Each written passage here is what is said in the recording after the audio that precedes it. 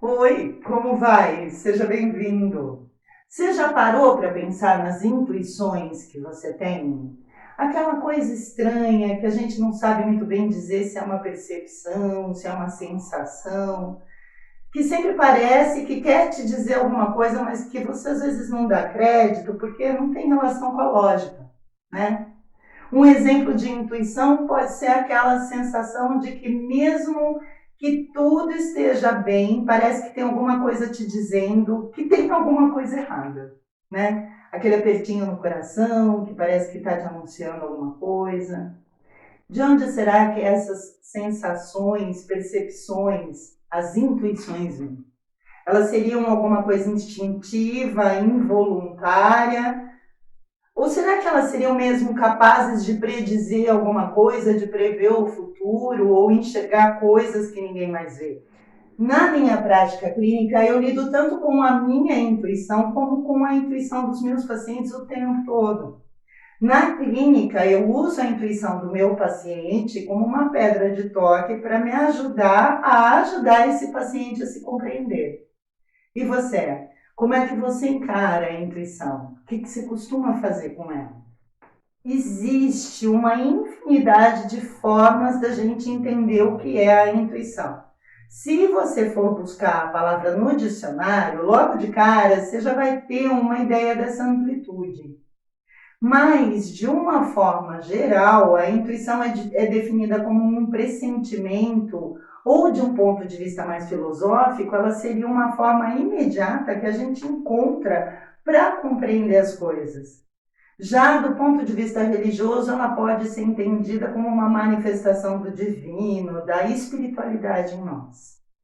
Eu não vou me deter na questão da intuição enquanto manifestação do divino.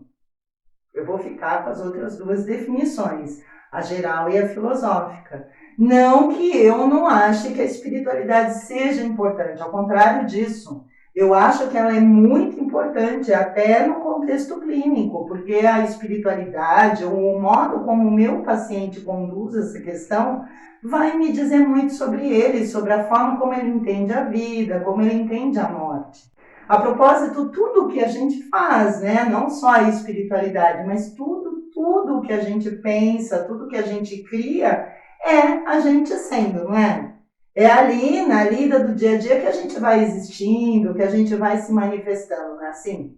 Seja na tua relação ou não com a tua espiritualidade, seja na forma como você lida com os seus problemas, com os seus amores, é sempre você sendo.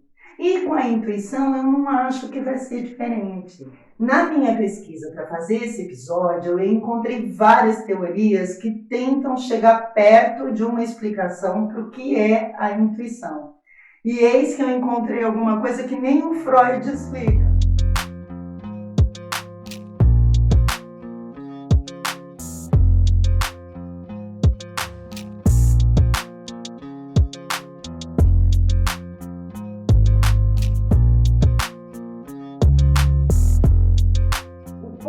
Freud fala a respeito da intuição tem muito a ver com o que eu penso também. Assim como Freud, eu penso que se a gente quiser compreender de fato o ser humano, a gente não pode subestimar nenhuma manifestação que se apresente, né? Responda essa manifestação a uma lógica ou não. Mas mesmo que o Freud considerasse a intuição algo muito importante para a criação das artes, das religiões e das filosofias, ainda assim ele achava que a intuição não era um método confiável para gerar algum conhecimento.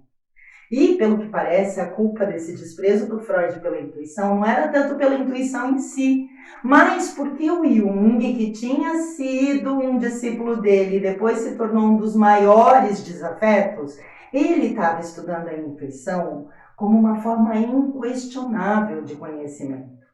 Para o Jung, a nossa intuição seria uma espécie de percepção inconsciente que tem como objetivo descobrir as possibilidades de um objeto dado. Mas vamos combinar que quando ele coloca as coisas nesses termos de inconsciente, ele não esclarece nada, na verdade, porque o inconsciente ele segue sendo um mistério. E o próprio Jung vai concordar com isso.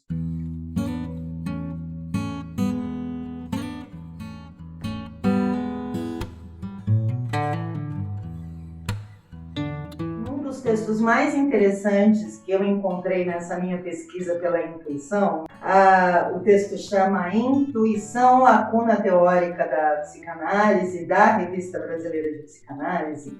A professora Pittini, ela já deu logo a letra do que eu ia encontrar pela frente com relação a alguma afirmativa mais científica sobre intuição. Ou seja, nada muito contundente nem definitivo. E é bem isso mesmo, né? Nas pesquisas não só sobre psicologia, mas também nas de enfermagem, de design e de educação que eu procurei, a queixa sempre é a mesma.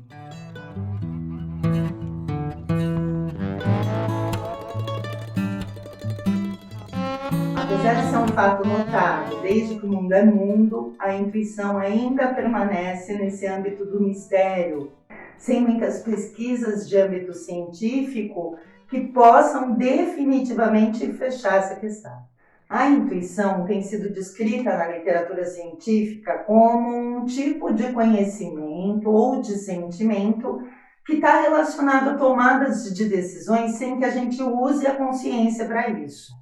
Segundo o artigo que eu li sobre conhecimento intuitivo relacionado aos cuidados da enfermagem, da Revista Brasileira de Enfermagem, existem evidências de que a intuição é um processo inconsciente, espontâneo, inexplicável e sem o esforço do raciocínio, sendo que a intuição vai se dar por meio de um raciocínio não linear. De novo, é o inconsciente que está chegando para tapar esse buraco, porque como a intuição é mesmo uma coisa muito, muito, muito individual, especialmente única de cada um, nesse campo de experimentação científica é mesmo muito complicado a gente querer estabelecer um modelo, um padrão do que é a intuição.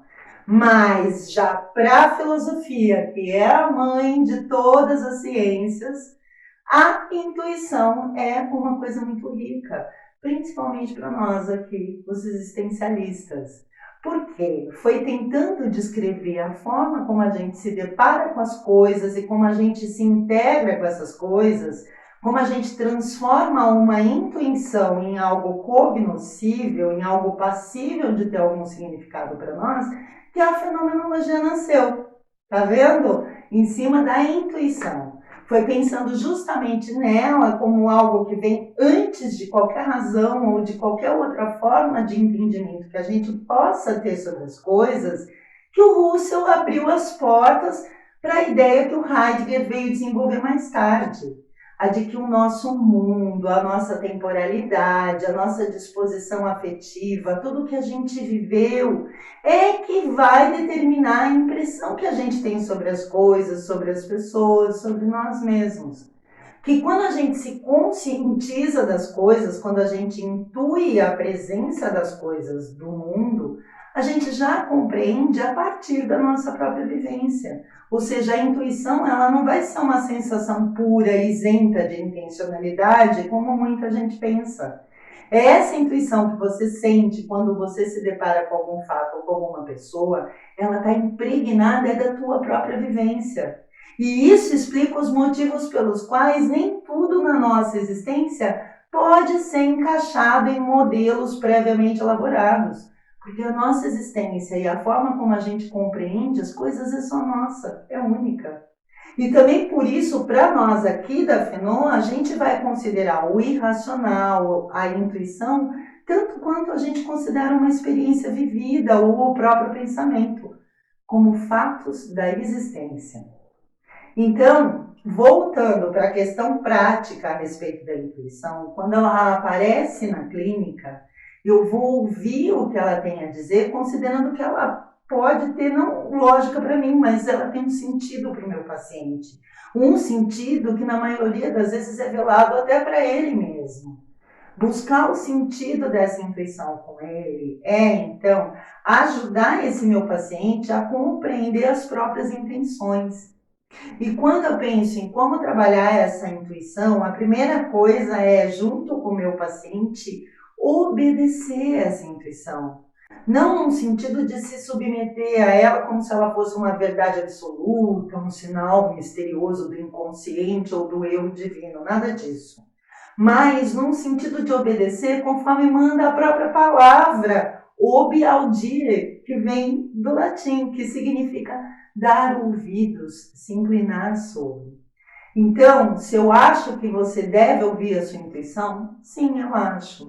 Mas não necessariamente como uma sensação pura ou algo pleno de verdade, capaz de predizer alguma coisa ou de fazer a gente enxergar magicamente coisas que ninguém vê. Não.